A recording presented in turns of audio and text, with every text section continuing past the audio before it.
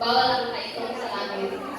Anyway, so, first Sabbath sa 2026 mga kaisunan, no? We are so privileged na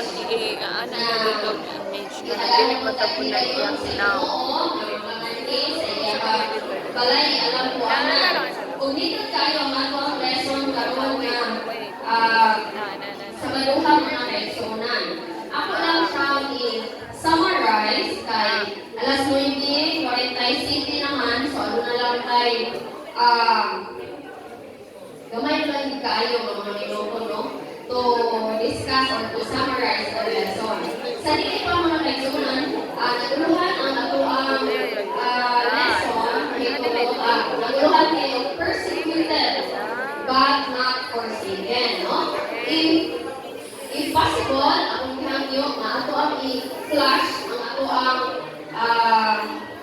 memory text kung na Bisaya, no? Sa Philippians 4:4. Kung sa dili pa ta magpadayon, ato inupo atong ulo alang sa pag-ampo. Amahan na akong nanakas kilatasan sa mga karamitan, kaya akong pagpasalamat amahan na ang imong balang espiritu nagatultol kanamo dili sa imong balay alampuanan. Aron kami makadayag diha kanimo kay ikaw gyud tapos nga daygon. Og daghang salamat amahan na wala minimo kapsis ang mga paghinahanglan. Og daghang salamat na ikaw nagig-uban kanamo o nagiguyod kanamo sa pagsimba karon. Amahan sa mo ang pagtuki or pag-summarize sa leksyon karon sinana muna sa labay na semana. Tagay kami kaalam amahan, tagay kami og iko mapagsabot o lagi na gayon na among masabtan o among kini kinabuhian ang mga mensahe ng mga gihatag sa matag usa kanamo. Amahan, daghang salamat sa dili kami tapos apan ang dugo ni Kristo nagtabon sa among mga kasalanan nga kami makasangkit sa imong ngalan tanan ang giampo sa ngalan ni Kristo nga among manluluwas. Amen. Okay. So mga kaigsuonan, dindot kaayo ang ato ang lesson, no?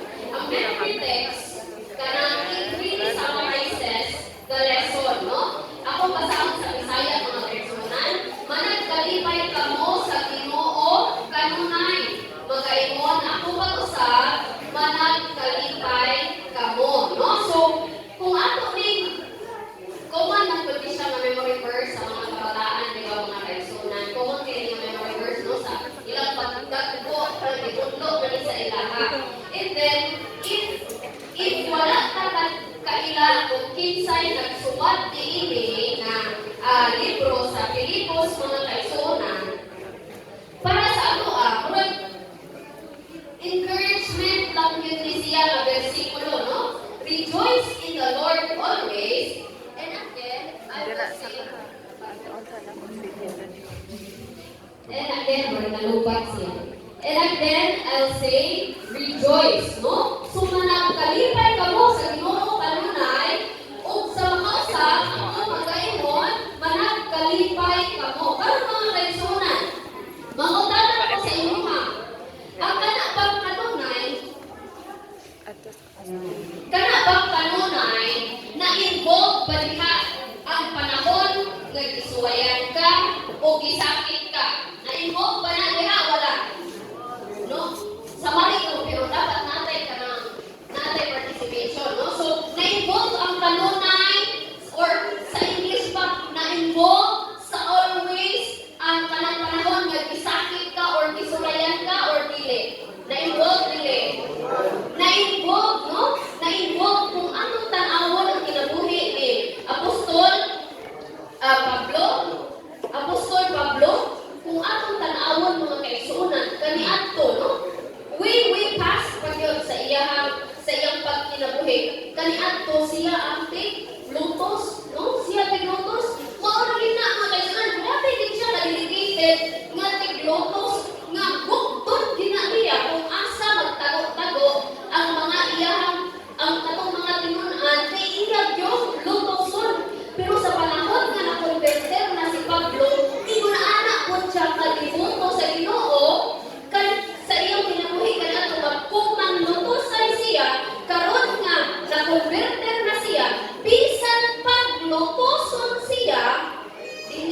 siya mo biyak sa Ginoo, no? So, nindot kaayo tan-awon ang kinabuhi ni Pablo, mga kaigsunan. Gusto na ako basahon diri sa ato ang further thought, mga kaigsunan.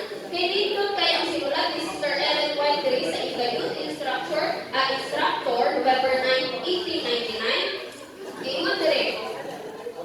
Ako ang basahon sa English, mga kaigsunan, ang atong panikamutan nga mahubad siya sa Bisaya, no? Or ma-summarize ka sa Bisaya. God has chosen you to salvation through sanctification of the Spirit and belief of the truth. No? Kitang tanan di ay gipili ta sa Ginoo.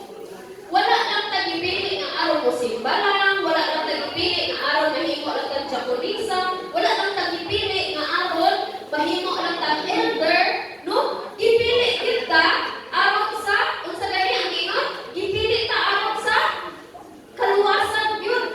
Mga kaigsunan, dako kaayo na, big deal kaayo na mapagpili, mga kaigsunan. Kanang ingon ka sa Ginoo, gipili ta kay gusto ko nga maluwas ka, no?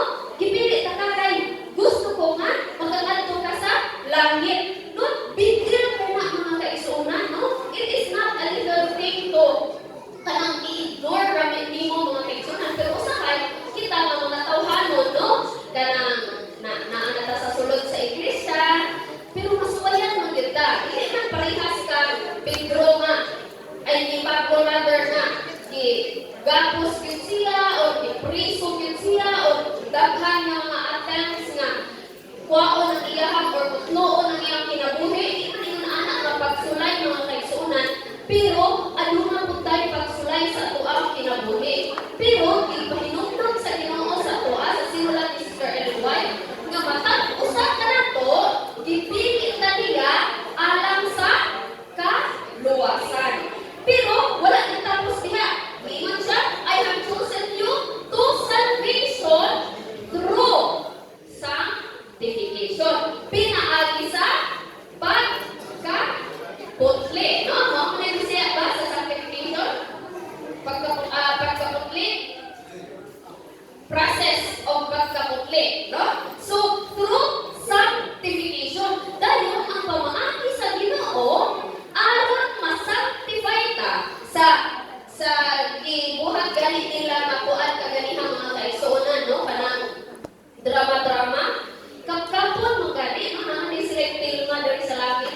Kapkapon mo gani kung naabay pangdala, naabay mga kanang barking or naabay mga hindrances nga dili ka makasulod sa langit, no? So, kini gitawag ang process of sanctification, mga kaigsuonan. Mura sab na og ingon ana ang pagkapkap sa guard nga wala gid kay gidala nga makahinder sa imo nga makalahos gid ka sa langit, mga kaigsuonan. In the process of God, by doing that, dili lang siya kapkap, mga kaigsuonan.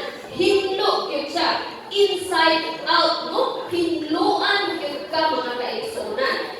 Kung imong manotice sa kinabuhi ni Pablo, mga kaigsuonan, nga tani-adtong grabe gyud siya kamangtutusay, mga kaigsuonan. Iya pong na tagamtaman, no? Nakita ninyo kapag ka-convert niya, na tagamtaman pud niya tanang murag halos tanang klase sa paglutos, mga kaigsuonan, no? Kay nakita sa Ginoo nga naa sa iyang kasing-kasing nga angay gyud kubaon or angay gyud i-break si Pablo, mga kaigsuonan. Kay naa sa iyang kasing-kasing kaniadto ang kasuko, ang kalagot niya nga manglutos gyud siya og mga Christians, mga kaigsuonan. So, naagian na ni Pablo to purify him or to sanctify him. Nga tungkol sa kaniadtong mga pagbati o kinaiya nga naa sa iya gusto ko to kuwaon sa Ginoo, mga kaigsuonan. Ako pala yun ang sinulat ni Sister Ellen White, mga kaigsuonan. Happy to good. Therefore, stand fast. If you serve God faithfully, you will meet with prejudice and opposition. But do not become provoked when you suffer wrongfully. Do not retaliate. Hold fast your integrity in Jesus Christ. Set your face as a flint heavenward. Let others speak in their own words and pursue their own course of action. It is for you to press on in the meekness and lowliness of Christ. Mga kaigsuonan, bukat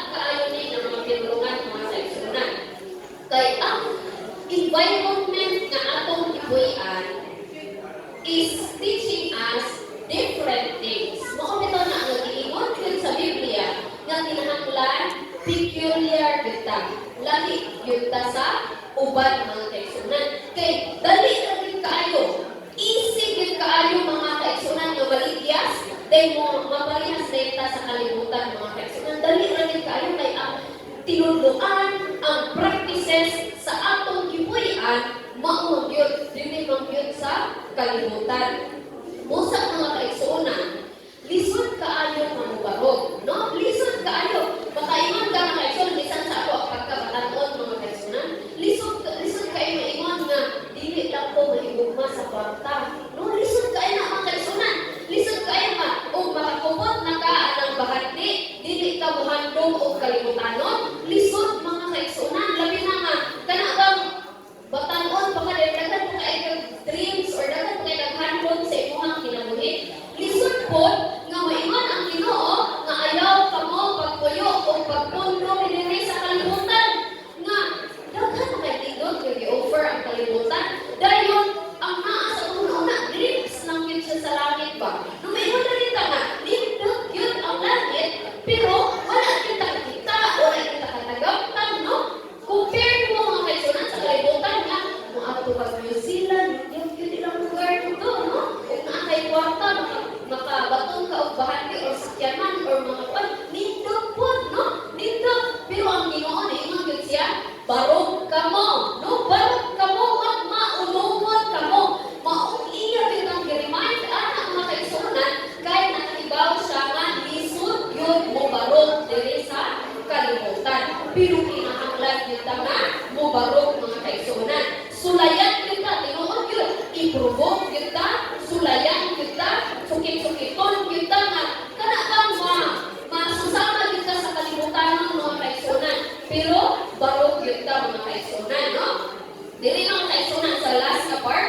For every soul who is growing up in Christ, there will be times of earnest and long continued struggle. Mao gini reality sa usa ka Kristohanon mga kaigsunan.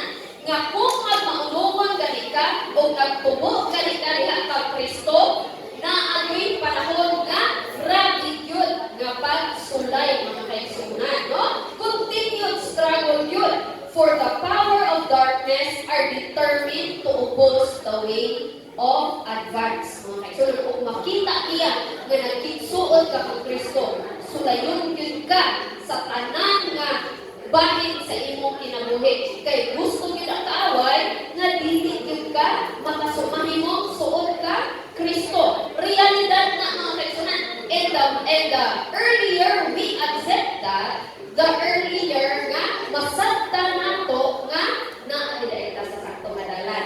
So kung imong kinabuhi karon mga kaigsunan, puno og pagsulay. Kung imong kinabuhi karon, puno og delay, no? Ayaw pag-una-una, nagtibiyaan ka sa Ginoo. Pag-una-una, na naa ka sa saktong adalan, kay isulayan ka, no? Naa ka sa saktong adalan, kay isulayan ka.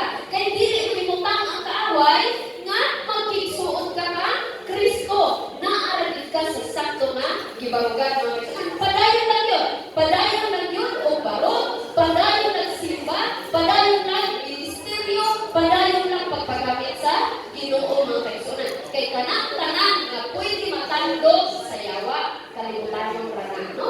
Sayaman ta usahay, pero kalibutan na. Ang importante ka to, langit nun yun mga kaigsunan, no? Langit nun yun. Kung sa pagtapos, kiingon din mga kaigsunan, for the path. But when we look to the cross of Christ for grace, we cannot fail. The promise of the Redeemer is, I will never leave thee, nor forsake thee. I am with you always, even unto the end of the world. Mga kaigsunan, barog kita mga kaigsunan. Pusa, ingon kaya sa ato ang memory text sa Pilipos 4:4, no? Rejoice in the Lord always. No? Kung na-exam na wala na pasaran, rejoice in the Lord always. No? Iswayan lang ka. Barog lang kinapon. Kung na-di person na wala, di mo na kuha. Rejoice in the Lord always. Barog lang kinapon. Kahit iswayan lang ka. Dili na, maoy, ending mga kaigsunan. No? Una-una to permit ang ending sa matag usa nato kanang makapakasunod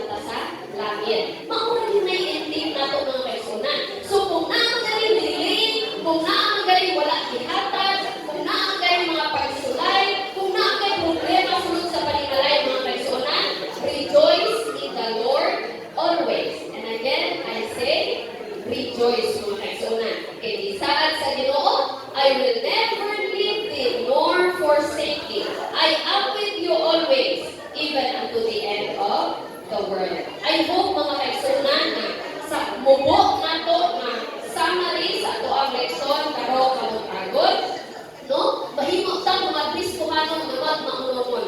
Nga bisan pa o panahon ta wala tuo. Dili pa sa babaw sa ubos, panahon ta o mga pagsulay, panahon ta mga tentasyon, maunumon gyud ta sa Ginoo kay mauna ang iyang handog sa atoa. Dili na to kalimtan na usa lang ang ato ang ending. Ang bag-ong langit ug tao wala pa na naabot diha daghan pa kitag pagsulay, pero kung kisulayan ka pasabot ana na sa sakto nga dalan mao nang kisulayan ka. So barog lang padayon mga kaigsunan. So I hope nga